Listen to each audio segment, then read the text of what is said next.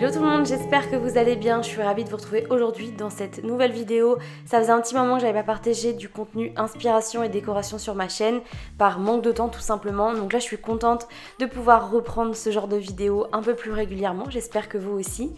Et on va aborder aujourd'hui la thématique de comment intégrer son camping dans ses décorations, puisque je sais que c'est pas toujours très évident de l'imaginer dans une déco globale. Donc je vais vous montrer plusieurs inspi et on commence tout de suite par mon île mexicaine Cori. Pour ceux qui ne l'ont pas encore vu, je vous mets l'Iceland Tour dans le petit i juste en haut, n'hésitez pas à aller checker ça. Et moi sur mon île en fait je l'ai intégré directement dans ma ville et moi je l'ai considéré comme si c'était une scène de musique avec des musiciens qui peuvent venir faire le concert, et tout autour j'ai mis des espaces pour que les habitants puissent venir se poser avec des instruments de musique.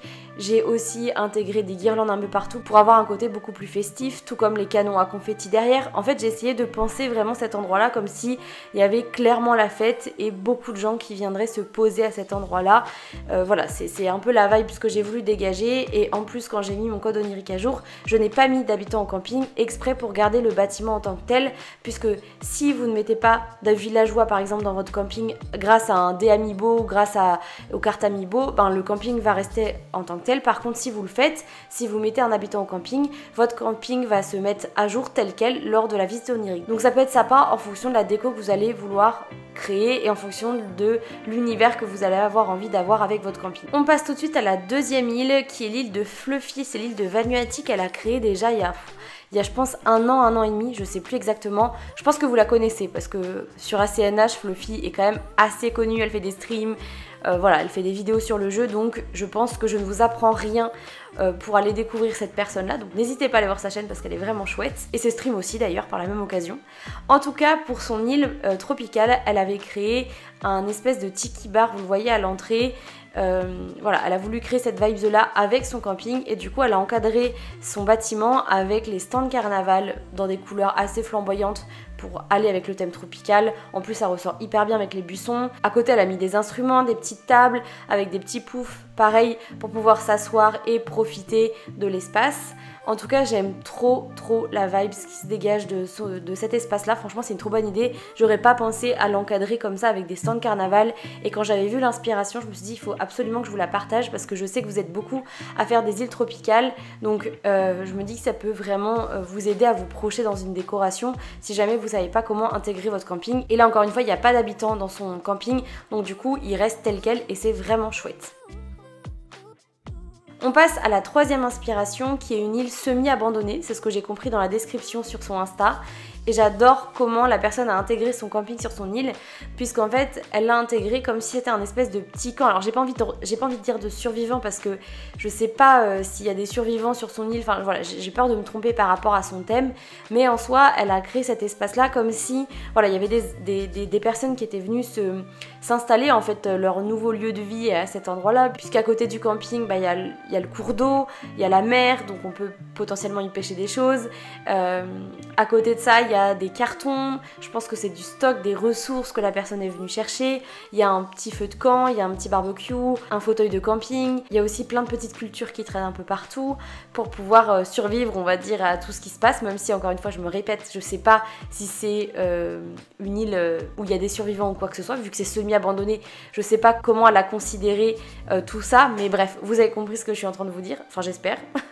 En tout cas, j'adore, je trouve que c'est une trop bonne idée d'avoir intégré son camping de cette manière là. En fait ce qui est intéressant à faire avec son camping, et là sur les îles que je vous ai montré déjà au préalable, c'est ce qui a été fait, c'est pas seulement de se dire je mets un camping avec un feu de camp etc, c'est d'imaginer une décoration un peu plus globale autour de tout ça, et c'est ça qui va faire la différence, parce que ce serait trop dommage de pas intégrer ce bâtiment qui est si joli alors qu'on peut imaginer tout un tas de choses. Là avec les deux inspi que je vous ai montré et là celle-ci, vous voyez que on fait des choses complètement différentes.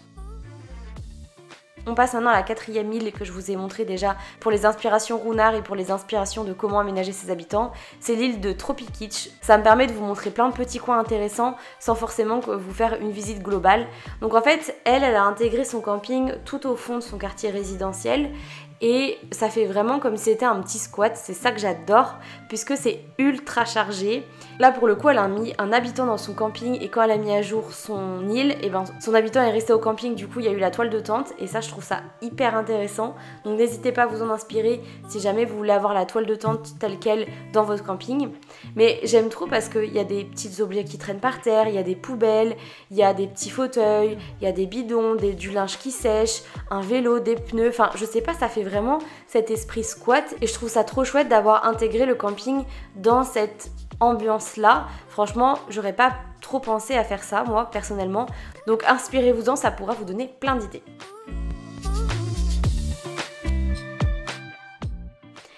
On passe maintenant à la 5e île qui est toujours une île de la même créatrice et j'aime trop parce qu'elle a mis son camping sur la plage.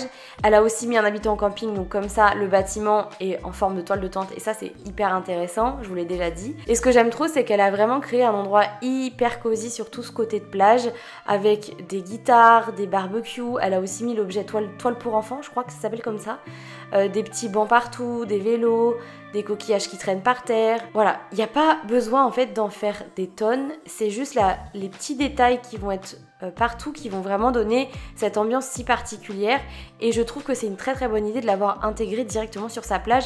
C'est pas des inspi qu'on voit souvent, donc n'hésitez pas encore une fois à vous en inspirer, ça pourra vous aider à placer votre camping qui je sais est pas toujours très simple à utiliser dans vos décos. Et dernière petite chose que je voulais vous partager rapidement, si jamais vous galérez à intégrer votre camping, et ben ne l'intégrez pas, placez-le sur votre plage à un endroit qui n'est pas accessible, mettez-le à un endroit que les visiteurs ne vont pas aller voir et tout simplement ne l'utilisez pas ou alors utilisez-le d'une manière très simple avec quelques arbres autour et ça suffira amplement. Et voilà, c'est déjà la fin de cette vidéo, j'espère que ça vous a plu. N'hésitez pas à me partager dans les commentaires d'autres inspirations, d'autres codes oniriques que je pourrais aller visiter, puisque c'est le genre de vidéo que je peux faire autant de temps qu'il y a du contenu à vous montrer dessus, tant qu'il y a de la demande et tant qu'il y a des choses hyper chouettes à vous montrer, je vous referai d'autres épisodes sur cette thématique-là. En tout cas, nous, on se dit à samedi pour la prochaine vidéo et je vous souhaite une très belle semaine. Salut!